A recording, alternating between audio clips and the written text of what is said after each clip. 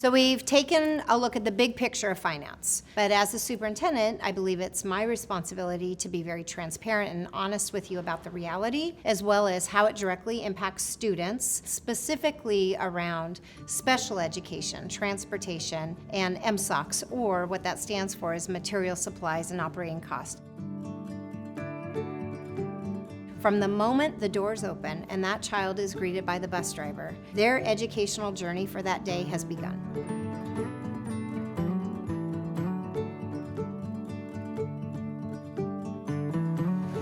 Yeah.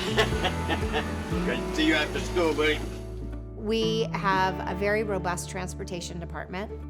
We're a full stop shop here. We take care of everything except for glue-in glass and tires.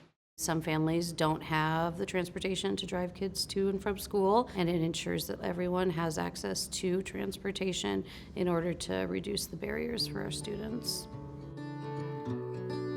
Now let's take a look at special education. That is a very broad gamut of those services. Tommy was born with Down syndrome. He has been with the Ferndale School District since he was 3 years old. Special education is very long-term. I'm here to tell you that Tommy has made most of his progress here in Ferndale High School. We support all students. The way that we find those supports is through staffing. So over the years, Tommy has really thrived with having para-educators be his one-on-one. But there's something kind of nice about having a different day every day.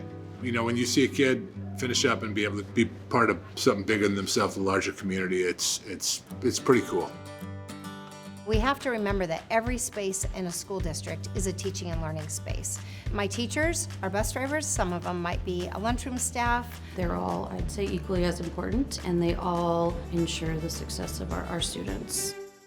We use lots of acronyms in education. MSOCs is one of them, and that means material supplies and operating costs. Essentially, the way I break that down for people is it's anything that's not about the staff, the lighting, the heat, curriculum, gas, all of those things are considered MSOCs. We don't think about them often when the lights are on, when the heat is on, but as soon as it's not working, it is very noticeable and it impacts how you're able to go about your day. So it takes a lot to feed a building. Our child nutrition staff, they come in really early and help to prep the food and help serve the food. We have students who their only 2 meals a day are served at school. So, our food service department is so important. Students need to be fully nourished to be able to participate in their learning. And so if they're coming to school hungry, we can't do our jobs. If I'm not able to pay the light bill, well, you can't learn if you're sitting in the dark. Nobody wants to sit in a cold classroom. We shouldn't have to. This is the thing. We shouldn't be choosing between required services like special education and band. We should be funded in a way that we can have both. And our community values the arts. They value sports. They value all these things.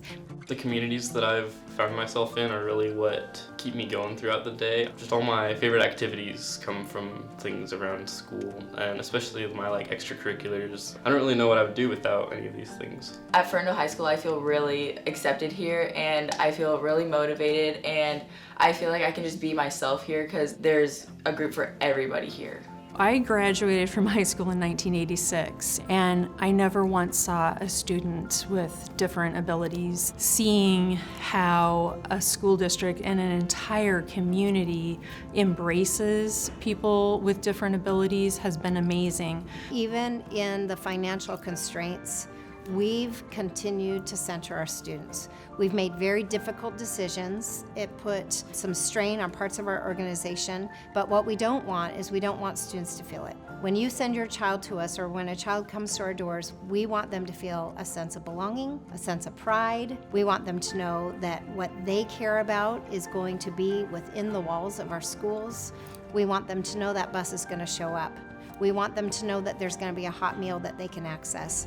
We want them to know that if they have a passion for something, they're going to get to explore it. What we need is a state to continue to fight to fund education in a way that makes that reality possible, not just today, but in the future, because our children deserve it.